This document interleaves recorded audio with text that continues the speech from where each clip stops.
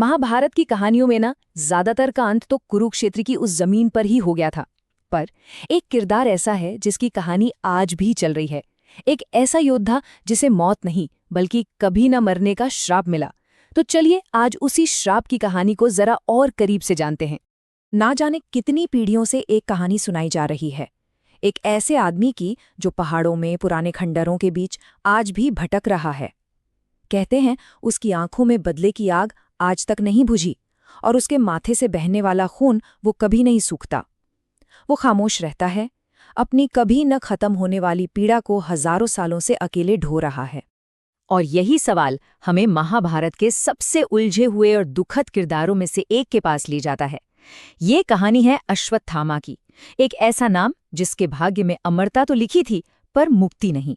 तो सबसे पहले चलिए उन कहानियों की बात करते हैं, उन किस्सों की जो कहते हैं कि अश्वत्थामा आज भी हमारे बीच है। जैसे एक कहानी है राजा पृथ्वीराज चौहान की। कहते हैं उनकी मुलाकात एक ऐसे ज्ञानी से हुई जिसका घाव कभी भरता ही नहीं था। फिर एक जिक्र हिमालय का भी है, जहां एक साधु ने माथे पर गहरे जख्म वाले एक आदमी को देखा जो कुछ पूछने पर बस धुंध में कहीं गायब हो गया।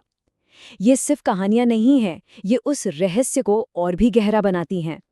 लेकिन सवाल ये उठता है कि अश्वत्थामा इस रास्ते पर, इस विनाश के रास्ते पर चला ही क्यों? आखिर उसके अंदर ऐसा क्या था जिसने उसे बदले की आग में इस कदर झोंक दिया? देखिए, अश्वत्थामा महान गुरु द्रोणाचार्य का बेटा था। मतलब जन्म से तो ब्राह्मण, पर पाला पोसा गया एक योद्धा की तरह। बचपन में देखी गरीबी ने उसके दिल में एक ऐसी कसक छोड़ दी थी जिसे वो सिर्फ सम्मान और ताकत से भरना चाहता था। और ये चीज उसे दुर्योधन की दोस्ती में मिली, जिसने उसे हमेशा के लिए कौरवों से जोड़ दिया। उसके अंदर ज्ञान और हिंसा का यही टकराव आखिर में उसके पतन की वजह बना। अब हम पहुंचते हैं कहानी के उस मोड़ पर, उस एक रात पर जिसने अश्वत्थामा के दुख को एक ऐसे भयानक गुस्से में बदल दिया जिसने सही और गलत के बीच की सारी हदें मिटा दी। तो हुआ ये कि युद्ध जीतने के लिए पांडवों ने एक चाल चली। उन्होंने द्रोणाचार्य तक ये खबर पहुंचा दी कि अश्वत्थामा मारा गया। अब ये सच तो था, पर वो अश्वत्थामा नाम का एक हाथी था, उनका बेटा नहीं। अपने बेटे की मौत की खबर सुनते ही गुरु द्रोण ने हथियार डाल दिए और बस उसी लाचार हालत में उनकी हत्या कर दी गई।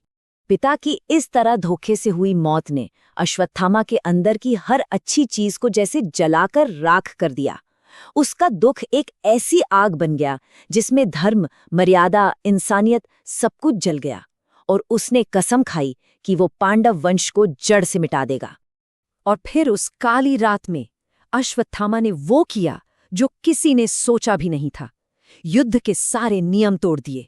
उसने अपने पिता के हत्यारे धृष्टद्युम्न को मारा, शिखंडी को मारा, और फिर उसने वो गुनाह किया जिसे कभी माफ नहीं किया जा सकता। उसने पांडवों के 5 मासूम सोए हुए बेटों का गला घोट दिया। ये बदला नहीं था, ये पागलपन था। इस भयानक अपराध के बाद अब ये बात सिर्फ एक इंसान के बदले की नहीं रह गई थी। ये मामला ब्रह्मांडीय न्याय का बन चुका था। और यहीं एंट्री होती है भगवान कृष्ण की, जो अश्वत्थामा के कर्मों का हिसाब करने वाले थे। जब उसका गुस्सा सारी हदें पार कर गया तो अश्वत्थामा ने चला दिया ब्रह्मास्त्र।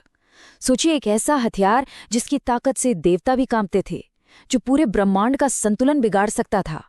अर्जुन इसे चलाना और वापस बुलाना दोनों जानते थे, पर अश्वत्थामा अपने घमंड में इसे सिर्फ चलाना जानता था, रोकना नहीं।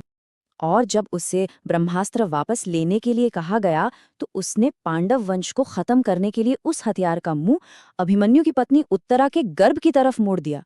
एक अजन्मे बच्चे पर दुनिया के सबसे खतरनाक हथियार का इस्तेमाल, ये उसका आखिरी और सबसे गिरा हुआ काम था। यहाँ भगवान कृष्ण ने उस बच्चे को तो बचा लिया, पर अश्वत्थामा को वो सजा दी जो शायद मौत से भी ज्यादा भयानक थी। उन्होंने उसके माथे से वो दिव्य मणि छीन ली जो उसे हर दर्द, हर बीमारी से बचाती थी, और उसे श्राप दिया एक अंतहीन जिंदगी का। एक ऐसी जिंदगी जिसमें हर पल दर्द होगा, नफरत मिलेगी और सिर्फ अकेलापन होगा। ये अमरता का वरदान नहीं, जीता जागता नर्क था। लेकिन कहानी यहाँ खत्म नहीं होती।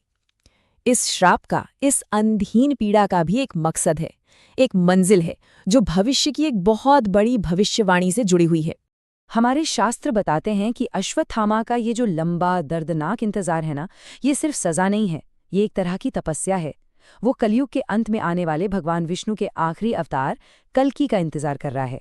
कहा जाता है कि जब अधर्म हद से ज्यादा बढ़ जाएगा, तब अश्वत्थामा कल्कि के साथ मिलकर धर्म को फिर से स्थापित करने के लिए लड़ेगा, और सिर्फ उसी सेवा के बाद उसे इस पीड़ा से मुक्ति मिलेगी, यानी मोक्ष।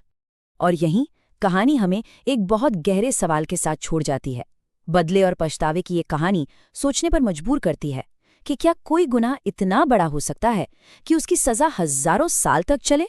और क्या इतने लंबे दर्दनाक सफर के बाद वाकई किसी को माफी, किसी को मुक्ति मिल सकती है?